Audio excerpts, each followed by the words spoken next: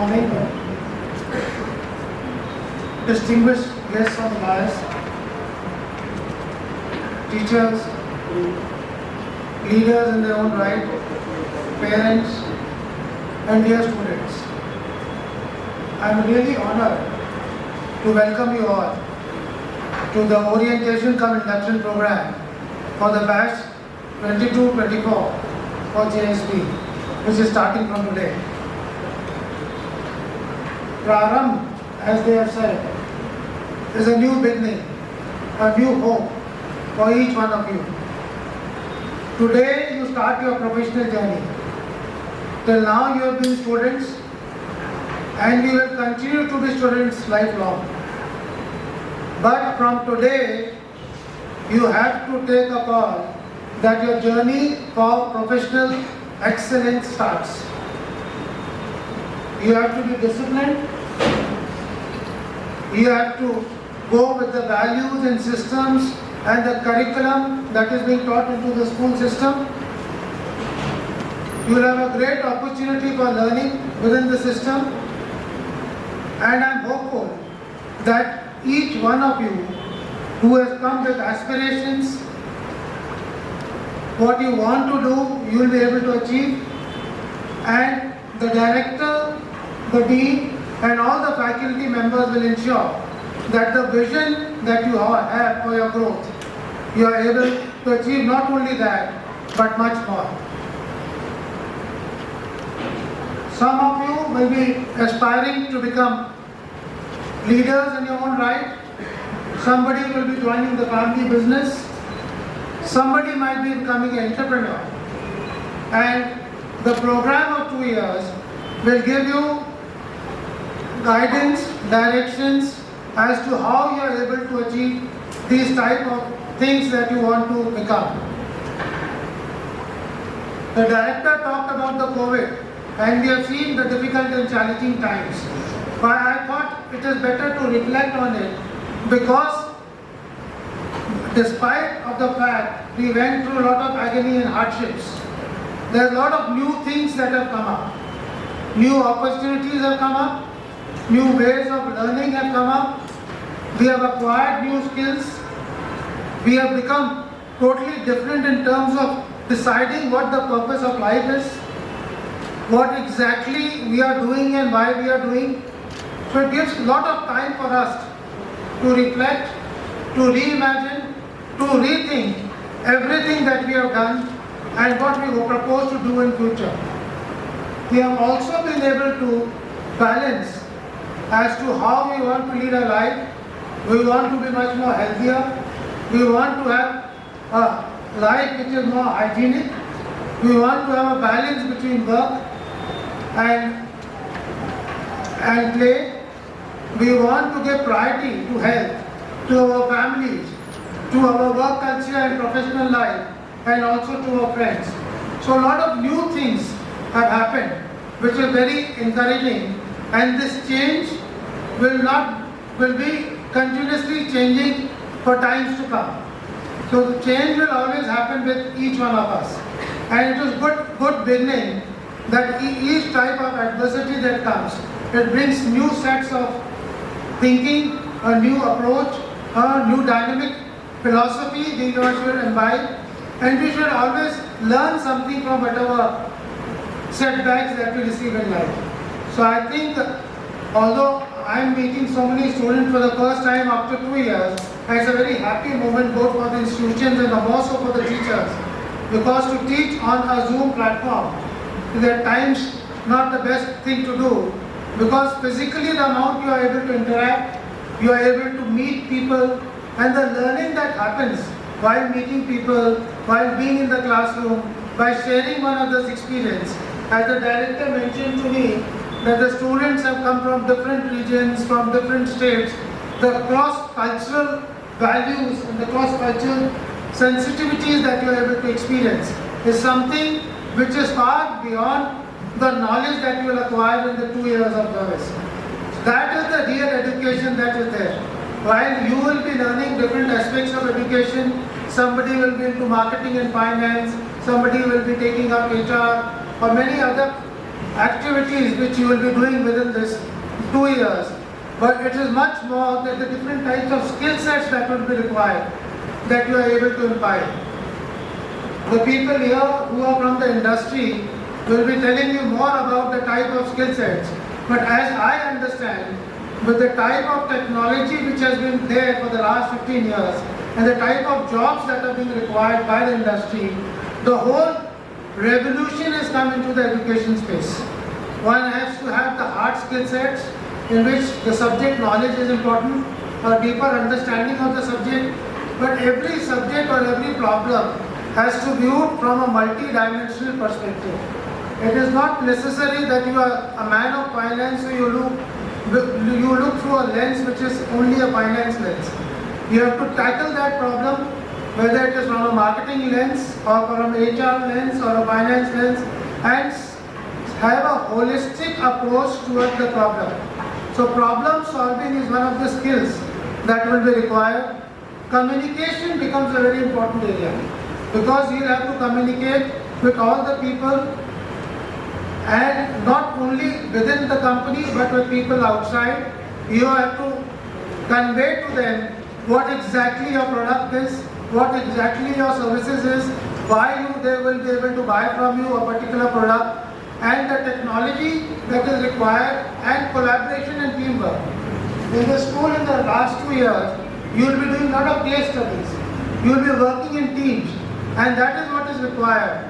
Some of you will also go to multinational companies where you have to understand the cross-cultural understanding, sentiments of the various people with whom you work. Because your growth and your success will not depend only upon you as an individual, but will depend upon the whole ecosystem with whom you are working, the team with whom you are engaging. If your team is able to deliver well, and if you are part of it, then the whole organization gets improvement of that thing. And I think that particular understanding with regard to working in teams in a collaborative manner becomes extremely essential. And then creativity. One has to every time think things in a different manner. Because a lot of things we do without knowing exactly why we are doing and what is the objective of doing it, and actually whether the outcome that we wanted to receive by doing that thing, we have been able to achieve that outcome or not. So it is a constant learning, relearning and unlearning. Because some of the skills that you will develop, you do not know after 5 years whether the skills will be required. You will have to continuously engage in new technologies, in if there is a mindset for change, if there is a mindset for learning, then those things, although it looks quite challenging or demanding at times, but definitely they will give you tremendous opportunities. It will give you a lot of hope and confidence when you are working within the organization. And the learning should never stop, I feel. Because even today, all of us who are sitting here on the other side have to continuously learn. Not that we know everything. If we feel that we know everything, we are living in a paradise which is totally false. We have to constantly learn. We have to have people who can mentor us, who can guide us, who can coach us in every aspect.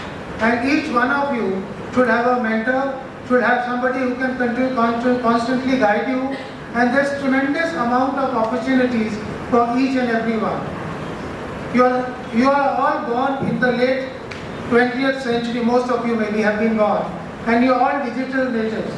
All of us have been born much earlier, but we have to adapt to the new technology, the new way of looking at things, looking at perspectives, consumers' experience, how social media is changing, how to sell, what to sell, why to sell, what is the experience the customer is having when you are selling a product, and how can you engage in much more effective manner. So the data becomes the key thing whenever you are talking about different aspects of business management. And you have to understand each and every touch point that you have with your customer becomes very relevant to be able to get deep insights. Data alone is meaningless, but if you are able to analyze the data, if you are able to make useful knowledge out of that data, then it becomes meaningful and you will start enjoying the data because it will throw so many questions and so many solutions to various problems. I was just reading the other day that in 2012, the amount of data which was available was 1 zettabyte in the ecosystem, and 1 zettabyte is 10 to the power of 21. So it adds 10 and 21 zeros to it. So that was the amount of data which was available in the ecosystem. Come 2022, it is 44 zettabyte. So 44 times 4 it has increased. And come 2025, it will be 174 zettabyte of data. So this is the volume of data. Now the question is, do we require everything? We do not require. What is relevant for us? What is the problem that we are facing? How to manage data and how to source the data which is realistic and authentic. Because at times we are so much enamored by data and statistics that we get confused. So how to get the most relevant data for analysis becomes also important for us. Few things I would like to suggest when I am talking to you, and that is from my learnings, from my experience, that whatever passion you have, don't try to follow people. Because ultimately, whatever interest you have, whatever hobbies you have, there is space and there is room in everything today. When we see our folks in different fields, whether it is in sports, whether it is in music, whether it is in dance, people are coming from rural background and they are achieving levels which are mind-boggling. They have not gained the type of education, the type of skills, or the type of people with whom you have been interacting, but it is only their love and the passion for that particular thing that they have reached to heights which are incredible. A lot of you must have played cricket. Dhoni is a clear example.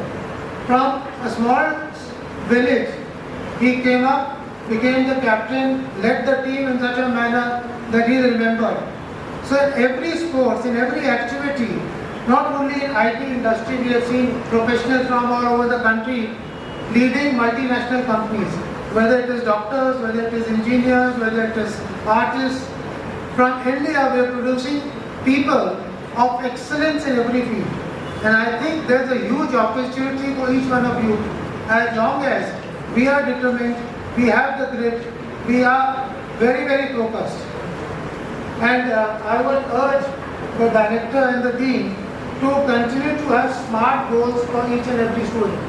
When I say SMART, I mean it has to be, S is for specific goal, M has to be a measurable goal. The problem is we don't measure what we want to do, and we don't take stock every 3 months or 6 months whether we are on the right track.